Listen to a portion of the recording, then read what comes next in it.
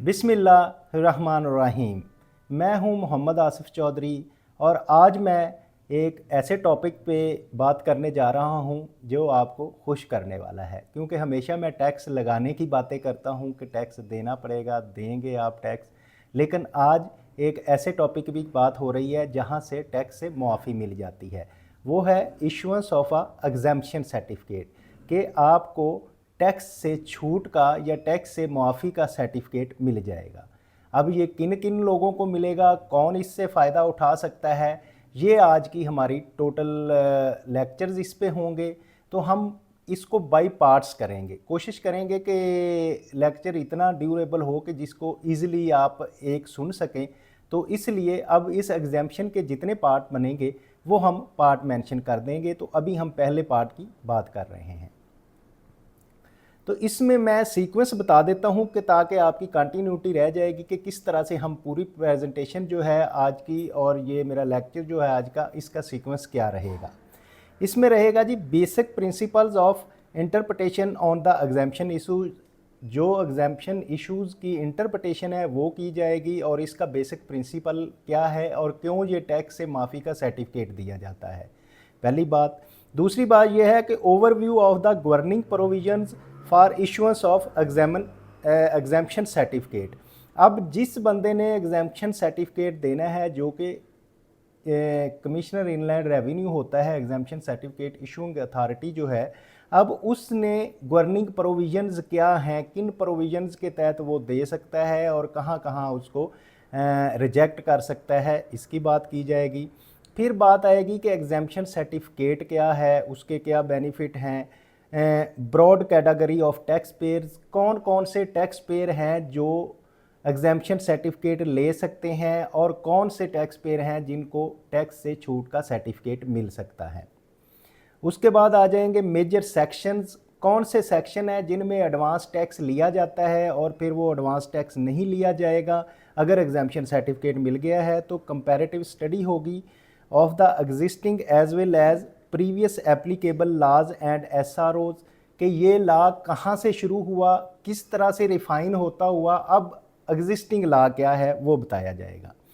फिर उसके बाद recent important recent judicial procurement regarding the exemption certificate issues, exemption certificate के इश्यूज़ के रिलेटेड या इशू करने के रिलेटेड जो कानून आए हैं, जो कवानीन बने हैं, जो कोर्ट के फैसले आए हैं, उनकी बात की जाएगी।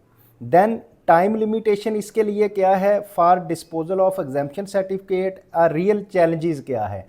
तो एग्जाम्पशन सर्टिफिकेट कितने देर में, जब कोई टैक्स पेयर अप्लाई करेगा तो उसके अप्लाई करने के कितनी देर में उसको एग्जाम्पशन सर्टिफिकेट दे दिया जाएगा, और इसमें डिपार्टमेंट की तरफ से और टैक्स पेयर की तरफ से क्या क्या चैलेंजेस आ रहे हैं, हम इनकी बात करेंगे।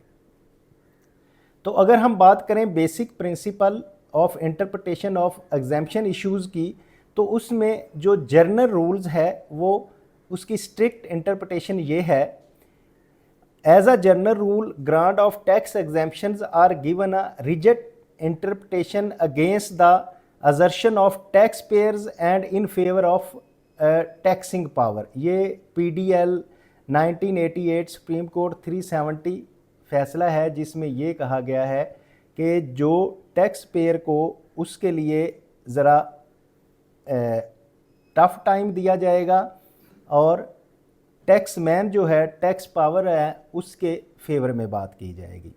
देन अगर हम बर्डन ऑफ प्रूफ की बात करें कि किस पे होगा, to bring someone under a charge on the department, के चार्ज लगाने का जो बर्डन है, प्रूफ है, वो डिपार्टमेंट पे होगा।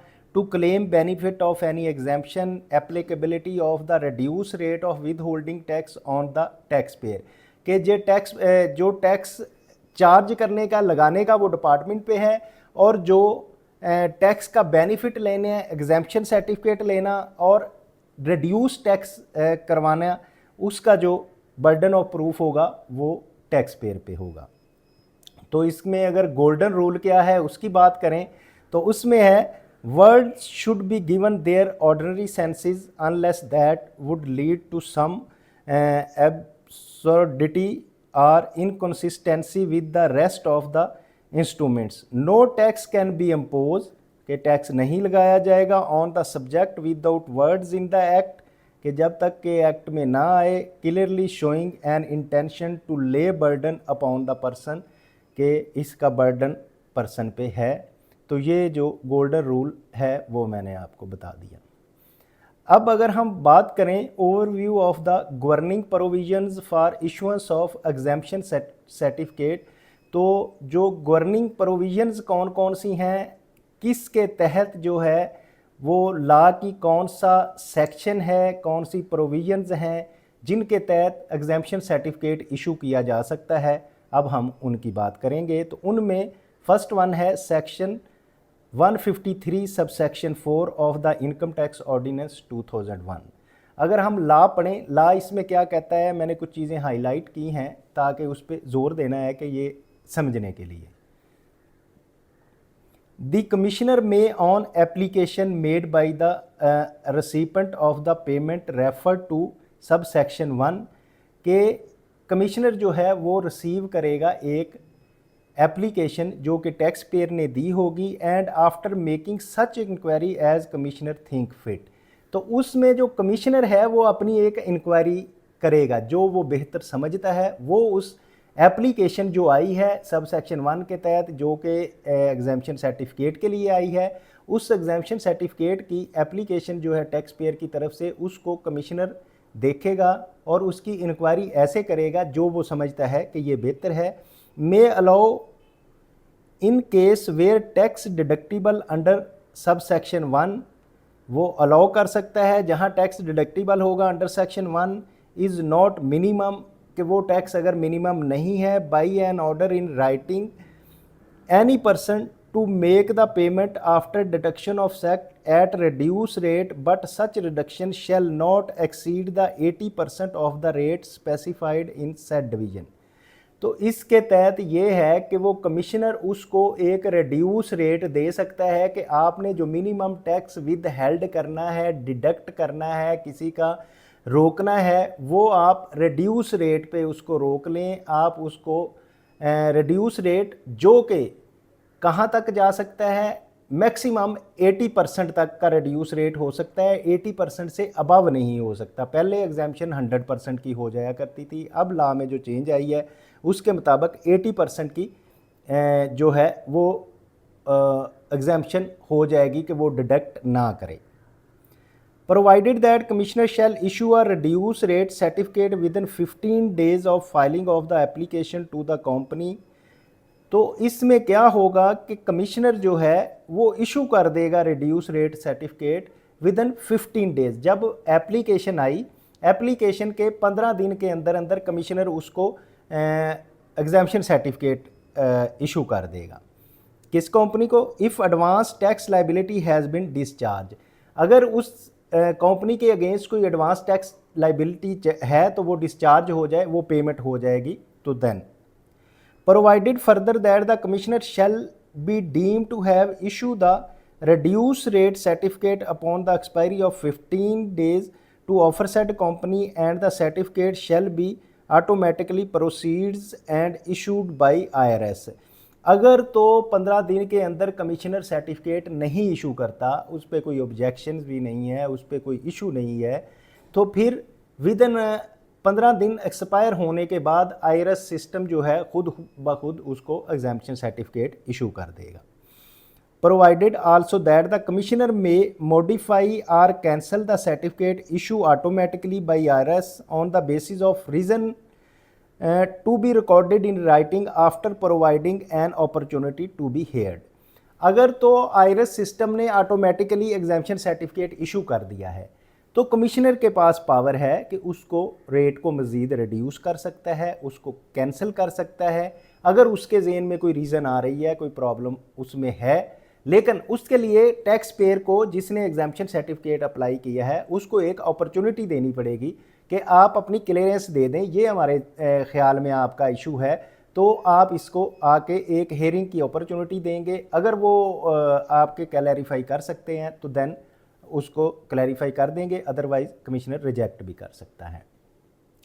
तो हमारा ओवरव्यू की ही बात चल रही है, तो उसमें section 153 sub section 4 of the income tax ordinance का है, exemption under section 153 sub section 4 on income tax ordinance 2001 read with SRO 586 I of 91 dated 30th June 1991 का ये जिसके तहत एग्जाम्पशन मिलती है। Real problem is with the proper calculation of advance tax liability as per provision of section 147 of the income tax ordinance and ensuring that due payment of the said liability before issuance the exemption certificate.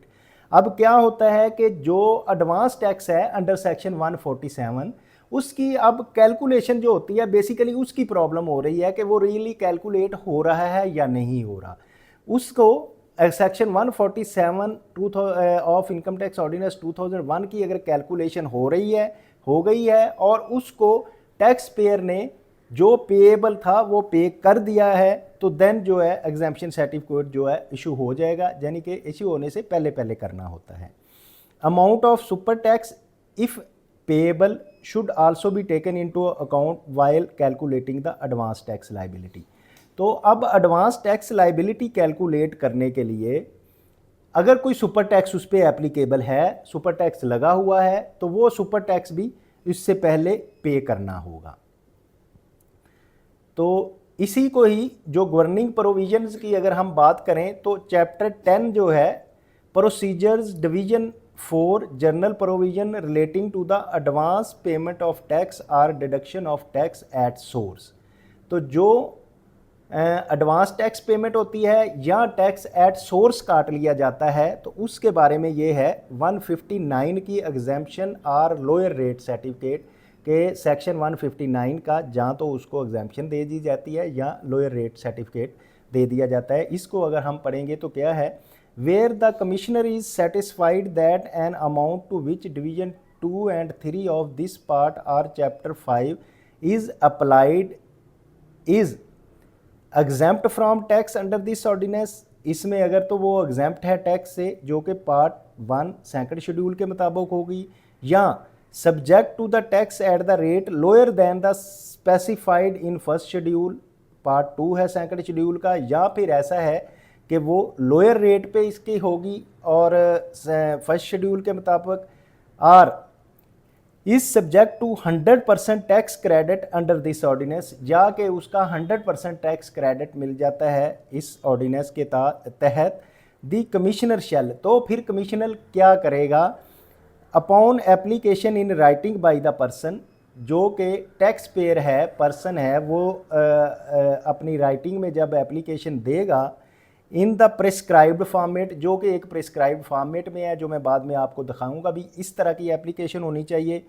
Issue the person with an exemption or lower rate certificate provided that in case of a company, कि वो एक exemption certificate या lower rate certificate commissioner issue कर देगा जब वो एक prescribed application receive करेगा। अगर उसमें ऊपर वाली शराइत पूरी हो रही हैं तो वो एग्जाम्पशन सर्टिफिकेट इशू कर देगा। अब एक प्रोवाइजो है, प्रोवाइजो क्या है, provided that in case of a company, अगर कंपनी जो है the commissioner shall issue a exemption or a lower rate certificate under this section with in 15 days of filing the application by the company, के वो with in 15 days commissioner जो है उसको company को issue कर देगा। तो ये गवर्निंग प्रोविजंस ही चल रही हैं अभी। तो इसमें एक और प्रोवाइजो क्या है, provided further that the commissioner shall be deems to have issue the exemption certificate upon the expiry of 15 days from filing of application by the offer said company and the certificate shall automatically be proceed and issue by RIS, जो हमने पहले बात की कि अगर नहीं करेगा commissioner तो वो ऑटोमेटिकली इशू हो जाएगा। Provided also that the commissioner में मॉडिफाई, वो बात पहले भी हमने की है कि कमिश्नर उसको मॉडिफाई कर सकता है, कैंसिल कर सकता है, जो अगर कोई रीज़न हो, लेकिन उसको हेयरिंग की अपॉर्चुनिटी देने के बाद। इसका सब सेक्शन 1A की अगर हम बात करें, the commissioner shall upon application from the person in the prescribed format, जब भी एप्लीकेशन होगी प्रेस्क्राइब्ड फॉर्मेट में होगी, where's income is not likely be to charge to tax under this ordinance, जहां ऐसी इनकम है जो कि टैक्स नहीं जिस पे लगना चाहता है, जो चार्जेबल टू टैक्स नहीं है, उस इनकम पे टैक्स नहीं होगा। Issue exemption certificate for the profit on debt referred on in clause C of sub section 1 of section 151। तो जैसे कि प्रॉफिट ऑन डेट पे है तो उसको भी एग्जाम्पशन सर्टिफिकेट इशू कर देगा कमिश्नर। सब सेक्शन 2 है, a person required to collect advance tax under division 2 of the part of the deducted tax from payment under division 3 of this part or deduct or collect a tax under chapter 3 shall collect or deduct the full amount of tax specified in division 2 and 3 or chapter 4 as the case may be unless there is a force certificate issue under section 1 relating to the collection or deduction of such tax, which case person shall comply with the certificate। जो person अब tax डिलेक्ट कर रहा है, with held कर रहा है, उसको जब एग्जाम्पशन सर्टिफिकेट दे दिया जाएगा तो वो उसको कंप्लाई करेगा, वो उसको नहीं करेगा। जैसे कि बैंक को अगर विद होल्डिंग पे प्रॉफिट ऑन डेट का अगर किसी को एग्जाम्पशन सर्टिफिकेट मिल गया है तो बैंक को अगर दे दिया जाए तो बैंक उसका विद हेल्ड नहीं करेगा। कोई उसकी गुड्स को सप्लाईज कर रहा है जो 153 के तहत, तो उसमें गुड्स या सर्विसेज दे रहा है तो वो with holding agent as a उसको विद हेल्ड करेगा, तो देन भी वो विद होल्ड नहीं करेगा अगर उसको सर्टिफिकेट मिल गया है। Notwithstanding omission of subsection 3, 4, 5, any notification issues under this said subsection and the time being in force shall continue to remain in force unless the rescinded by the board through notification in the official gazette। तो अब किसी को अगर certificate issue हो गया है तो वो उसके विद हेल्ड नहीं करेगा जब तक के बोर्ड जो है उसको रिसाइंड नहीं करता, तब तक होता रहेगा। अब डिवीजन 2 है, डिवीजन 2 की हम बात करें तो इसमें एडवांस टैक्स कहाँ कहाँ पे होते हैं और टू द कलेक्शन एजेंट जो किए जाते हैं, इसमें अगर एग्जाम्पशन सर्टिफिकेट दिया जाएगा तो वो नहीं करेंगे। तो हम बात करते हैं सेक्शन 148 जो इंपोर्ट स्टेज पे टैक्स विद हेल्ड होता है, उसकी बात है कि अगर वो एग्जाम्पशन सर्टिफिकेट मिल जाता है तो फिर इंपोर्ट अथॉरिटीज़ उसको नहीं करेंगी। जो ओमिट हो चुके हैं उनको मैं नहीं पढ़ूंगा, उनको मैं छोड़ता जाऊंगा, और जो सेक्शन है उनको मैं क्लैरिफाई करता जाऊंगा। 149 सैलरी का है, अगर किसी को एग्जाम्पशन मिली हुई है तो जो उसका एम्प्लायर विद हेल्ड कर रहा है वो नहीं करेगा। इसी तरह 150 सेक्शन है, डिविडेंड्स जो रिसीव कर रहे हैं उनको अगर एग्जाम्पशन है तो नहीं होगा। 151 जो है वो प्रॉफिट ऑन डेट का सेक्शन है, उस पर टैक्स लगने का। 152A जो है वो ओमिट हो गया है, और 152 जो है payment to non resident person. अब नॉन रेजिडेंट पर्सन के पास अगर एग्जाम्पशन सर्टिफिकेट है तो वो जो 152 के तहत पेमेंट करके विद हेल्ड करता था जो बंदा, अब उसको वो विद हेल्ड नहीं करेगा। 153 है payment for the goods services and contracts. अब जो विद हेल्ड करते हैं 153 के तहत सर्विसेज गुड्स और कॉन्ट्रैक्ट के तहत, वो नहीं करेंगे अगर एग्जाम्पशन सर्टिफिकेट है। 154 सेक्शन है एक्सपोर्ट्स के रिलेटेड। 154A है एक्सपोर्ट ऑन ऑफ सर्विसेज है। 155 है रेंट का, रेंट ऑफ इमूवेबल प्रॉपर्टी का टैक्स जो है विद हेल्ड करते थे वो नहीं करेंगे। 156A जो है पेट्रोलियम प्रोडक्ट का। 156B है, ये ओमिट हो चुका है। 157 भी ओमिट हो चुका है, और 158 है time of deduction of tax का। इसी तरह ये ओमिट हो चुके हैं 231AB advance tax on cash withdrawal, bank से अगर विदड्रॉ करता है तो उस पर टैक्स कटा जाता है। इसके तहत 231B है advance tax on private motor vehicle, अगर कोई परचेज कर रहा है तो उस पर टैक्स कटता है, विद हेल्ड होता है। 231C advance tax on foreign domestic workers के अगर कोई है तो उस पर विद हेल्ड होता है। इसी तरह 232 जो है वो ओमिट हो चुका है। 233 है ब्रोकरेज एंड कमीशन पे है। 233A omit by the finance act. 230AA जो है collection of tax bye NCCI-PL के तहत होता है। 234 जो है टैक्स ऑन मोटर व्हीकल्स का है, टोकन टैक्स के साथ जो होता है।